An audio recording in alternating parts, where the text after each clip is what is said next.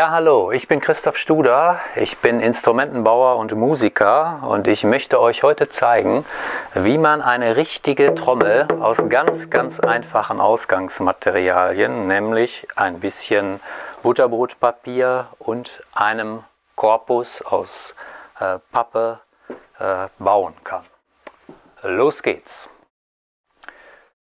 Wir brauchen den Papprohrkorpus, 10 Schichten Butterbrotpapier. Statt des Papprohrkörpers könnte man auch einen Blumentopf nehmen, aber ein Blumentopf ist schwer, für Kinder schwer zu handhaben und kann auch schnell kaputt brechen. Ansonsten braucht man nur etwas dünn angerührten Kleister und ein Schmirgelpapier oder alternativ auch eine Raspel, um hier ein bisschen den Korpus zu bearbeiten. Erster Bauschritt. Wir nehmen den Korpus und mit dem Schmirgelpapier wird an einer Außenkante eine ganz kleine Rundung geschmirgelt. Da reicht schon, wenn man nur so einen guten Millimeter, wie ich hier gerade, eine Rundung hinbekommt. Da kann man den Kindern ein bisschen helfen oder sie versuchen es mit einer Holzraspel. Dann kann man ziemlich leicht hier eine ganz leichte Rundung ranmachen. Dieser Bauschritt dient dazu, dass man nachher, wenn man die Trommel spielt, es etwas komfortabler hat, wenn man die Schläge hier auf der Kante macht. Die fühlen sich dann etwas weicher an und deswegen lohnt das. Der zweite Grund ist, es lohnt sich auch deswegen, damit die Kinder überhaupt noch ein bisschen mehr zu tun haben. Weil diese Papprohrtrommel baut sich wirklich sehr schnell. Also schmirgeln, schmirgeln, schmirgeln, schmirgeln, bis die eine Außenkante komplett rund ist. Ich habe hier schon 10 Butterbrotpapiere zurechtgelegt. Und als allererstes nimmt man ein bisschen von dem dünn angerührten Kleister und kleistert einfach die Unterlage ein.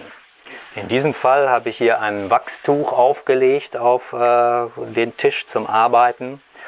Man sollte auf jeden Fall darauf achten, dass man nicht einen ganz weißen Tisch hat. Weil wenn man einen ganz weißen Tisch hat, dann sieht man die weißen Butterbrotpapiere irgendwann überhaupt nicht mehr, wenn man sie eingekleistert hat. Deshalb möglichst einen braunen Tisch oder eine Wachsunterlage mit ein bisschen Farbe verwenden. Dann mit den Händen eine dünne Schicht einkleistern. Das ganze Blatt einkleistern bis in die Ecken hinein, schön einschmieren. Und wir sehen, was sofort passiert ist, dass das ganze Papier Wellen schlägt. Diese Wellen freuen uns als Instrumentebauer, denn die zeigen, das Papier möchte größer werden.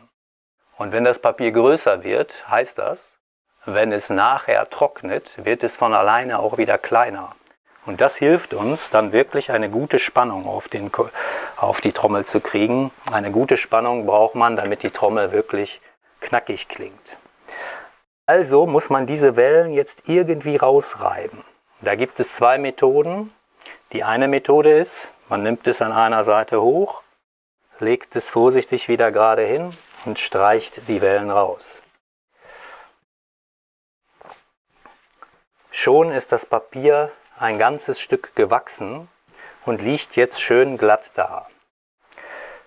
Jetzt können wir das zweite Papier nehmen, legen es jetzt genau rechtwinklig dazu auf, kleben es schon mal grob an und auch diese zweite Schicht braucht wieder Tapetenkleister bis in die Ecken hinein gerieben, eine dünne Schicht. Und auch hier sieht man sofort, bilden sich wieder die Wellen.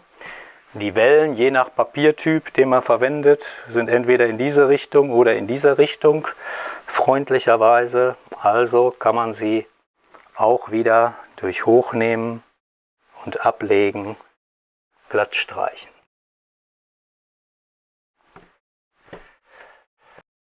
Die dritte Schicht kommt dann wieder so wie die erste Schicht, waagerecht sozusagen. Wieder nimmt man den Kleister und jetzt zeige ich nochmal eine zweite, etwas leichtere Methode vielleicht für einige Kinder.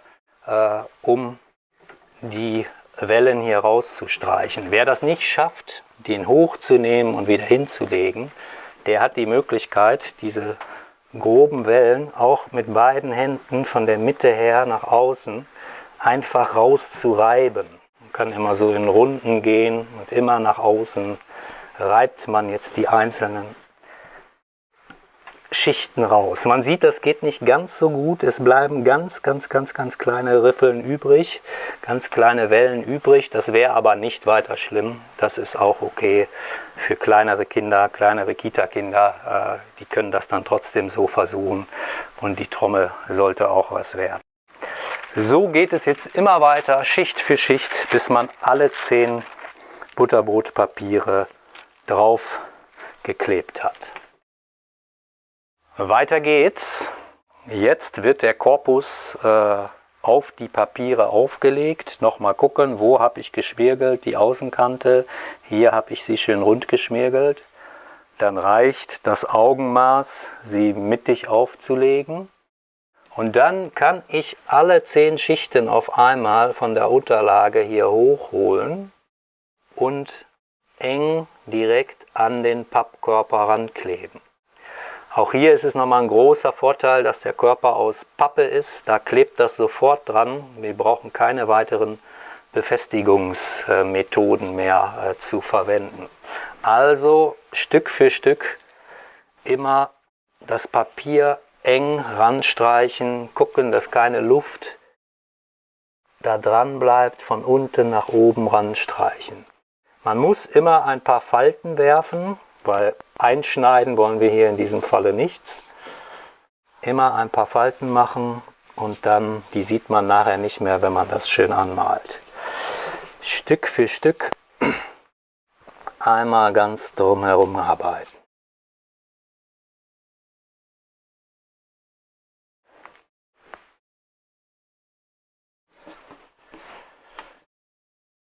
So, dann denkt man, oh Hilfe, der ist ja jetzt drauf geklebt, ist aber nicht wirklich geklebt. Man kann ihn einfach vorsichtig kippen und so kommt die Trommel hier gut von der Unterlage runter. Man sieht jetzt hier noch ein paar letzte kleine Ecken sozusagen, die kann man jetzt vorsichtig von oben nochmal glatt streichen. Ganz wichtig allerdings, man muss den Kindern vorher sagen, dass sie noch nicht darauf spielen dürfen. Denn das Trommelfell ist jetzt extrem empfindlich und weil es komplett nass ist, man muss es jetzt zum Trocknen wegstellen und es dauert auch mehr oder weniger einen ganzen Tag, bis die Trommel wirklich komplett getrocknet ist. Zum Trocknen am besten über eine Kante stellen, dass auch von unten Luft herankommt.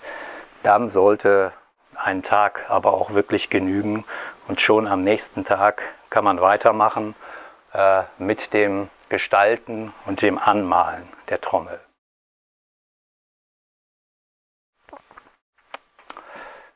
Weiter geht es mit dem letzten Bauschritt, nämlich das Gestalten und Anmalen der Trommel. Hier habe ich eine schon getrocknete Papprohrtrommel. Die hat einen schon richtig schönen Klang und ist gut durchgetrocknet. Da kann ich jetzt mit Farbe anfangen, sie zu gestalten, anzumalen. Ich kann auch was drum kleben, wenn ich möchte, Geschenkpapier, Serviettentechnik. Da sind der Fantasie keine Grenzen gesetzt. Was man machen sollte, ist, um den Klang zu erhalten, die Trommelfläche entweder gar nicht zu bemalen, wie hier, oder nur wenig zu bemalen. Ein bisschen Farbe ist okay, aber wenn ich sehr viel Farbe aufbringe auf die Fläche, dann wird das Trommelfell zu schwer und hat einen nicht mehr so schönen Klang, so wie diese Trommel. Ja dann, viel Spaß beim Bauen der Papprohrtrommel.